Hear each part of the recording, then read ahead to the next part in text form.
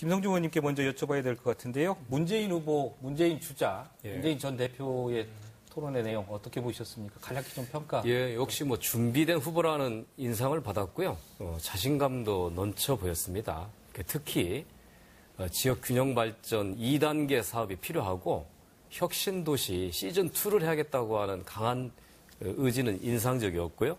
특히 이제 전라북도 혁신도시의 농생명 바이오와 기금본부 이전으로 인한 금융중심지 조성과 같은 구체적인 사안에 대해서도 분명하게 얘기하고 실현하겠다는 의지를 가진 것은 아주 돋보였습니다. 독자 권역 발언의 배경과 의미에 대한 그 말씀들이 있었는데요. 그 참여정부가 지역 균형 발전을 철학으로 내세우고 10개의 혁신도시를 조성합니다. 그중에 1호가 전주 혁신도시였어요. 네. MB정부가 들어서면서 균형이라는 단어를 빼버립니다. 그리고 광역권 경제를 만들어요. 그래서 광주, 전남, 전북 하나로 묶습니다. 호남 경제권. 근데 영남은 대구, 경북과 부산, 경남 그대로 놔둡니다. 그러면서 예산과 사업과 인사에 있어서 호남 몫이라고 하나 주면서 그 속에서 또 작은 패권주의 작용한 겁니다. 광주 중심의 패권주의가 작용하면서 전라북도는 호남에서도 변방이 됐던 거죠. 그거에 대한 문제의식을 충분히 갖고 있었던 겁니다. 그건 뭐 짧은 토론에서 그런 게 아니라 지역의 많은 인사들을 만나면서 본인이 그거는 우리가 제대로 인식해야 되겠다고 하는 생각을 갖고 있어서 저는 이 문제, 그러니까 전라북도를 독자 권역으로 해야 한다는 건 경제적 측면뿐만 아니라 사업, 인사, 예산에 똑같이 이렇게 한다는 건데 그거를 비판한 저는 박지원 대표나 그 편성한 그 유성엽 의원을 이해할 수 없어요. 왜냐하면 몫은 잘 나눠지지만 그 안에서의 또 경쟁이 있다고 하면 전라북도가 독자적인 행정 권역으로서 당연히 자기 몫을 가져가는 것은 지극히 당연함에도 불구하고 그걸 왜 비판했는지 이해하기 어렵습니다. 얼마 전에 문재인 대표와 만나서 호남 홀대론, 전북 홀대론에서 이 얘기했어요. 그때 본인은 굉장히 억울하다고 얘기해요. 본인은 노무현 대통령과 문재인 본인은 부산에서는 전라도 앞잡이, 빨갱이 이런 인식을 받고 살아왔다는 거예요. 그러니까 매번 선거에서 6번 떨어진 거 아닙니까? 그래서 노무현 대통령 본인은 자기가 영남 출신이기 때문에 총리나 장관들은 호남 출신을 많이 중요한다고 생각하고 실제 실천했다는 거예요. 근데 이제 와서 당신은 영남 출신 아니냐라고 호남에 와서 이 얘기하니까 너무 서운하다는 거예요. 근데 저는 그건 진심이 있는 말이라고 생각합니다. 실제로 통계상으로도 국민의 정부 이전에는 영남이 장차관에서 과대대표 됐죠. 그거를 국민의 정부 때 어느 정도 바로 잡았고, 근데 오히려 그때 바로 잡은 게 아니라 호남이 더 많았죠. 인구 비중보다. 참여정부는 전체적으로 봐서 호남 비중이 약간 줄었지만 그 이후 MB나 박근혜 정부가 완전히 전멸한 거에 비하면 특히 전라북도 입장에서는 참여정부 때는 국회의장, 김원규 국회의장, 그다음에 정동영, 정세기 2명의 당의장, 또 2분의 장관, 또 청와대 수석이나 비서관도 빠짐없이 있었거든요. 그 후와 비교하면 절대로 홀대할 수 없다라고 이게 사실인데도 불구하고 그런 얘기를 너무 정치적인 공격을 하는 것에 대해서는 오히려 좀 사실을 좀 바로잡을 필요가 있다. 저는 그렇게 생각합니다. 문재인 대표가 와서 얘기한, 약속한 내용이 좀 몇 가지 있습니다. 새만금 매립, 그다음에 지방분권, 지방재정분권, 현재 7대3을 8대2 구조를 7대3, 6대4 구조로 바꾸겠다. 이 부분에 대해서 간략히 짚고 다음 안철수 후보로 좀 넘어갈까 합니다. 김성주 의원님부터 조금. 이제 문재인 대표하고 이제 여러 차례 대화를 좀 나눠보면, 아까 말씀드렸다시피 전라북도를 별도 행정구역으로 따로 챙겨야겠다고 생각 확실히 갖고 있었습니다. 그거는 진정성 있는 답변을 제가 이해하고요. 그다음에 현안으로서의 크게 2가지, 새만금과 혁신도시 발전 방안에 대한 생각을 놓고 보면, 새만금 지금처럼 매립 등 기반 조성을 민간 자본을 통해서 하는 거에 대해서는 굉장히 부정적이었습니다. 이거는 공영개발로 국가가 주도해서 하는 게 맞다라고 해서 매립을 정부적으로 하겠다고 하는 거는 여러 번 토론에서도 이 얘기를 했고요. 특히 큰 강점은 참여정부가 지역균형 발전을 철학으로 내세웠잖아요. 세종시와 혁신도시 조성을 했는데 지난 MB 박근혜 정부 동안에 혁신도시 사업이 사실 지방에 맡겨진 사업이었습니다. 그러니까 공공기관만 이전만 했지 그에 관련된 연구기관이나 대학이라든가 기업들이 와서 집적이 돼야지 새로운 혁신의 거점이 되는데 그동안 소를 놓았다는 거죠. 그래서 혁신도시 시즌2를 한다고 하면서 이것도 역시 마찬가지로 지자체에 맡기지 않고 정주 여건이라든가 교육 모든 분야에 대해서 인프라 투자를 정부가 주도하겠다라고 한 것이 의미 있는 거로 저희는 판단합니다. 예, 김성주 의원님께 좀 여쭤봐야 될 것 같은데요. 안 전 대표는 줄곧 이번 대선은 문 전 대표와 자신의 2파전이 될 것이다. 그리고 자신이 이길 것이다. 이렇게 얘기하고 있는데 어떻게 보십니까? 예, 뭐 그렇게 기대하고 있고 또 그렇게 하는 것도 바람직하다고 봅니다. 왜냐하면 극단적인 정치 세력들이 좀 뒤로 좀 물러나고 합리적인 정당과 지도자들과 경쟁이 된다고 하면 그만큼 대한민국이 발전하겠죠. 네. 그런 면에서 긍정적으로 보는데, 근데 이제 원철수 의원이 이 토론에서 했던 답변을 특히 이제 전북 동북 독자 권역 발언에서 한 발언을 보면 좀 아쉬워요. 세심하지 못했다. 시정하고자 최선을 다하겠다고 하는 과거의 특유한 애매모 화법을 반복을 했어요. 네. 보통 이 박 전 대표나 유성애 의원의 발언에 대해서는 잘못됐다고 단호하게 얘기했어야 되거든요.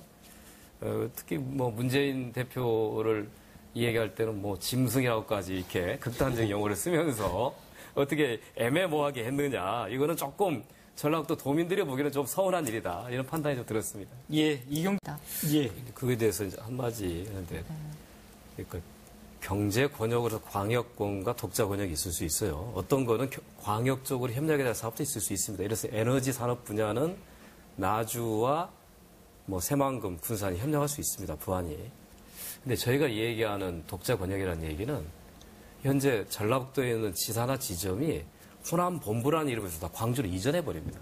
그러면 어떻게 되냐면 일자리가 주는 거예요. 일자리가 주는 뿐만 아니라 광주에 가면은 전남대, 조선대 학생들이 많이 들어갈 수밖에 없습니다. 전북대, 원광대 학생들이 입사 기회를 박탈당하는 거예요. 그러면 여기 떠나는 거잖아요.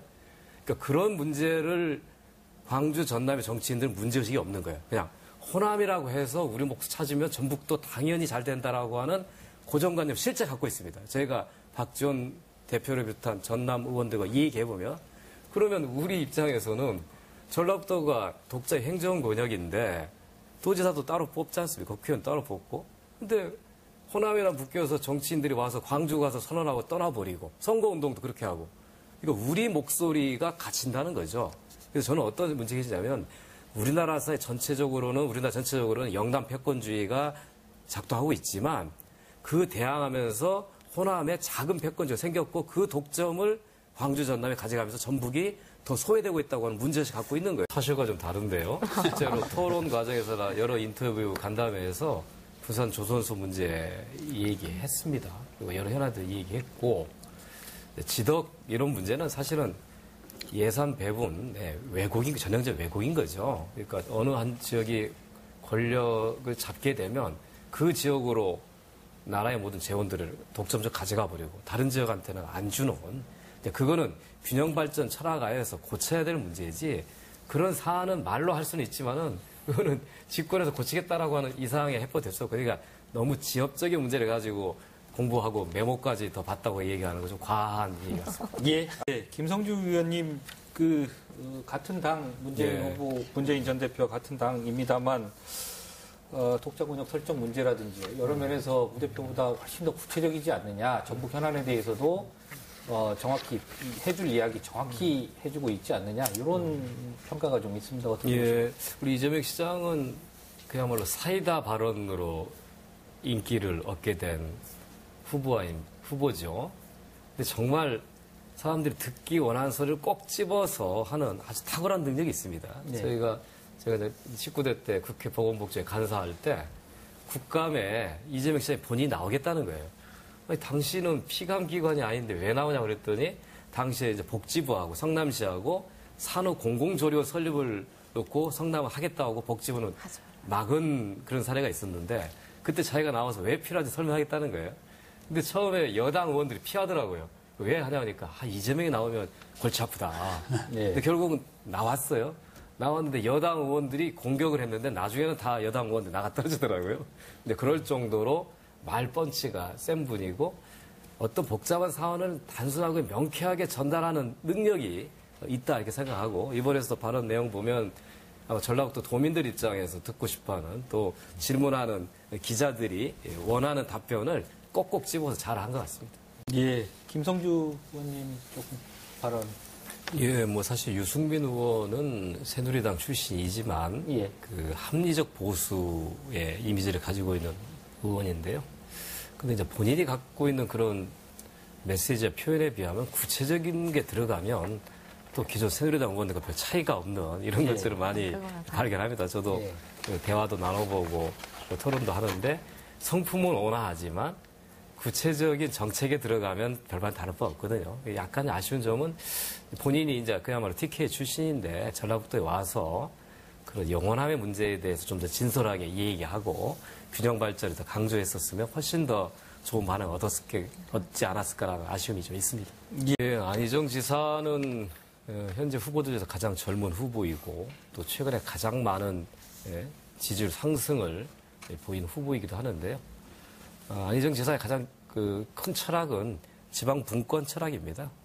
그거는 노무현 대통령과 같이 일하면서 생긴 것이기도 하고 또 충남지사를 하면서 확고하게 인식한 것이기도 하는데요.